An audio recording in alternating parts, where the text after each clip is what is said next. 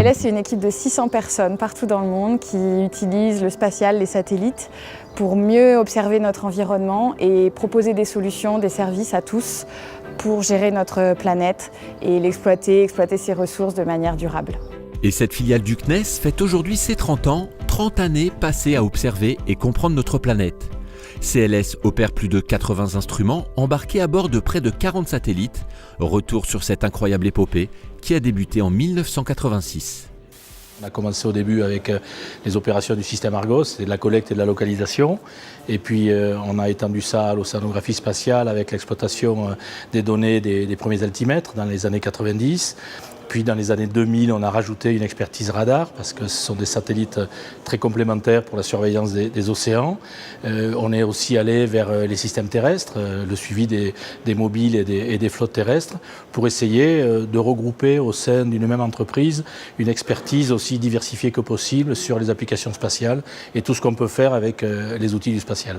Et les applications développées par CLS sont nombreuses. L'altimétrie spatiale, par exemple, permet de mesurer quotidiennement le niveau des océans. L'intérêt, c'est de pouvoir suivre cette évolution du climat. Et notamment, ça fait aujourd'hui plus de 20 ans que l'on suit ce niveau moyen de la mer et on constate donc cette élévation. Ça permet de le suivre à l'échelle du globe, mais aussi de le suivre à l'échelle régionale, puisque c'est une élévation qui n'est pas la même partout. Donc c'est important de savoir notamment les régions dans lesquelles le niveau s'élève vite. Autre application phare de CLS, la géolocalisation de la faune.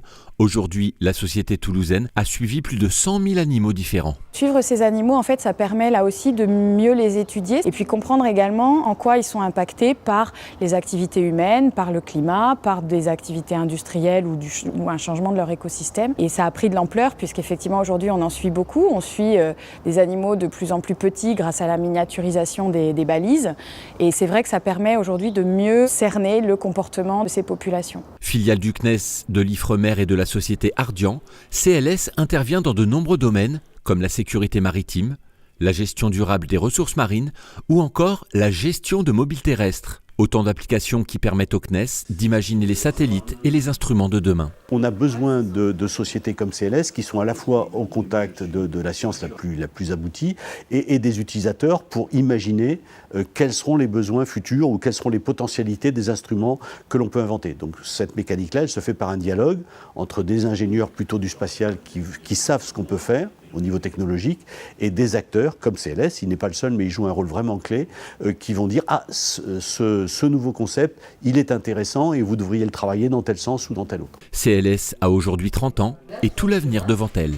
Il va falloir faire encore plus attention à nos ressources naturelles, encore plus attention aux stocks de poissons, encore plus attention aux ressources minérales, encore plus attention à l'eau douce qui va devenir une ressource rare dans le futur. Et je crois que les besoins de surveillance et de contrôle par satellite vont s'amplifier dans le futur. Et donc il y a de beaux jours encore pour les sociétés qui fourniront des applications qui permettront justement au peuple de mieux gérer, aux sociétés, aux pays de mieux gérer leurs ressources.